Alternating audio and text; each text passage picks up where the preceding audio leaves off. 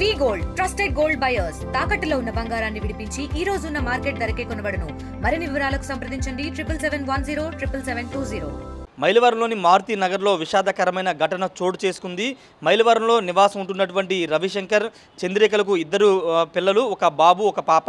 బాబు పేరు లీలాసాయి 7 సంవత్సరాలు, పాప పేరు లక్ష్మీ అరణ్య 9 సంవత్సరాలు. అయితే కొన్ని రోజులు హ్యాపీగానే సంతోషం గడిపినటువంటి ఈ కుటుంబం 2 నెలల కిందట ఆ పిల్లలిద్దరిని వదిలేసి చంద్రిక ఎక్కడికో వెళ్ళిపోవడంతో అదే ఇద్దరు పిల్లలు తండ్రి రవిశంకర్ వద్దే ఉంటున్నారు. అయితే 4 రోజుల ముందు తండ్రి రవిశంకర్ తన ఇద్దరి పిల్లల్ని చంపేసి తాను కూడా ఆత్మహత్య చేసుకుంటున్నానంటూ ఒక లేఖ తన కుటుంబ సభ్యులకు లేఖ రాయడంతో లేఖ రాశారు. తర్వాత 4 రోజుల తర్వాత రవిశంకర్ తండ్రి అంటే పిల్లల తాత నిన్న మారుతి నగర్లోని ఆ నివాసానికి వెళ్ళినప్పుడు ఇంటికి తలుపులు తాళాలు వేయడంతో పాటుగా ఇంటి నుండి దుర్వాసన రావడంతో కిటికీలోని చూస్తే మంచం మీద ఇద్దరు పిల్లలు అచేతనంగా చనిపోయినటువంటి దృశ్యాలు చూసి ఆ తాత రవిశంకర్ తండ్రి కన్నీరు మున్నీరుగా విలిపిస్తూ పోలీసులకి సమాచారం ఇచ్చారు. పోలీసులు ఆ సంఘటన ప్రాంతానికి చేరుకుని ఆ తలుపులు పగలగొట్టి ఆ మంచం మీద ఉన్నటువంటి ఇద్దరు పిల్లల మృతదేహాలను పరిశీలించి 4 రోజుల ముందే మృతి చెంది ఉంటారని నిర్ధారించుకున్నారు. అయితే ఈ ఘటనలో విస్తుపోయే వాస్తవాలు వెలుగు చూస్తూ ఉన్నాయి. తండ్రి రవిశంకరే పిల్లలిద్దరిని చంపేసి తాను కూడా ఆత్మహత్య చేసుకుంటున్నానంటూ ఆయన తన బంధువులకి లేఖ రాసినట్టుగా తెలుస్తుంది. లేఖను కూడా పోలీసులు స్వాధీనం చేసుకున్నట్టు తెలుస్తుంది.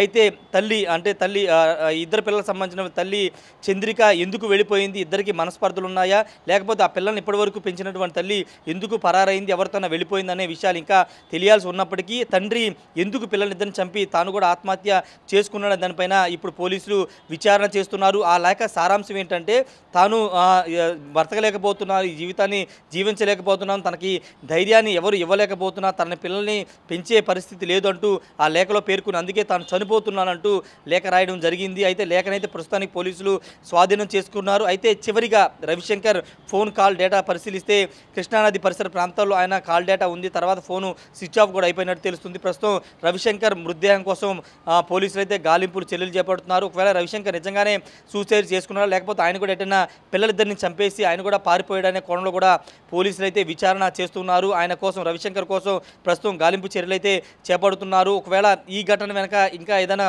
కోణం ఉందనే విషయంలో కూడా పోలీసులు అయితే దర్యాప్తు అయితే చేస్తున్నారు. నిజంగా దృశ్యాలు చూస్తే అత్యంత నిజంగా కన్నీళ్ళు తెప్పించే విధంగా ఉన్నాయని చెప్పాలి. ఎందుకంటే మంచం మీద తమ్ముడు అక్క ఇద్దరు కూడా పడుకుని ఉన్న సమయం అంటే పడుకున్నట్టుగానే ఉన్నారు, పడుకుని వాళ్ళు నిద్రపోతున్నట్టుగానే ఆ దృశ్యాలు మనకి కనబడుతున్నాయి. చూసిన వాళ్ళంతా కూడా కన్నీరు మున్నీరుగా విలపిస్తున్నారు. ఇద్దరు పిల్లలు అంటే 9 సంవత్సరాలు 7 సంవత్సరాలు ఇద్దరు చిన్న పిల్లలు, వాళ్ళిద్దరిని ఎందుకు అంత కర్కశంగా తండ్రి చంపేశాడని కూడా చాలామంది మాట్లాడుకుంటున్నారు. ఆ పిల్లలిద్దరిని వదిలి తల్లి ఎలా వెళ్ళగలిగిందని కూడా చాలామంది మాట్లాడుకుంటున్న పరిస్థితి. ప్రస్తుతానికి ఆ పిల్లలిద్దరు మృతదేహాలను అయితే పోస్ట్మార్టం నిర్వహించి కుటుంబ సభ్యులకి అయితే అందజేశారు. అయితే ఆ రవిశంకర్ తండ్రి అంటే పిల్లల తాతయ్య కూడా చాలా స్పష్టంగా చెప్తున్నారు, అప్పుడప్పుడు గొడవలు జరిగాయి కానీ ఈ విధంగా చేస్తాడని అనుకోలేదని కూడా ఆయన చెబుతున్నటువంటి పరిస్థితి. ప్రస్తుతానికి మైలవరం ప్రాంతంలో ఈ ఘటన అందరినీ కూడా కలచివేస్తుంది. ఎందుకంటే పిల్లలిద్దరూ మంచం మీద అచేతనంగా పడిపోవడం చూస్తే అందరూ కూడా కన్నీళ్లు పెట్టుకుంటున్న పరిస్థితి.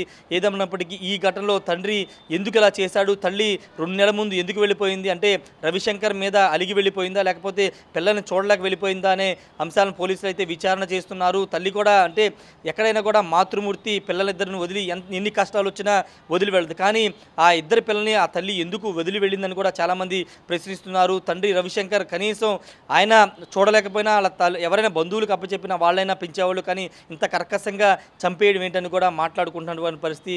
ఏదేమైనప్పటికీ నిన్న జరిగినటువంటి ఈ విషాద ఘటన ఎన్టీఆర్ జిల్లాతో పాటు మైలవరం ప్రాంతాల్లో కూడా కలకలం రేపింది. ఇద్దరు పిల్లలు అచేతనంగా మంచం మీద పడిపోయిన దృశ్యాలు అందరినీ కలవరపాటు గురి చేస్తున్నాయని చెప్పాలి. ప్రస్తుతానికైతే రవిశంకర్ ఆచూకీ కోసం పోలీసులు అయితే గాలిస్తున్నారు. నిజంగా చనిపోయాడా లేకపోతే చనిపోతున్నట్లు సూసైడ్ లేఖ రాసి ఎటైనా పరారయ్యాడనే దానిపైన పోలీసులు అయితే విచారణ చేస్తున్నటువంటి సిచ్యువేషన్ అయితే ఉంది. Camera person ప్రసాద్తో Rayesh RTV Mylavaram నుండి. ఇండియా పాకిస్తాన్ తాజా అప్డేట్స్ కోసం డౌన్లోడ్ చేసుకోండి RTV లైవ్ యాప్.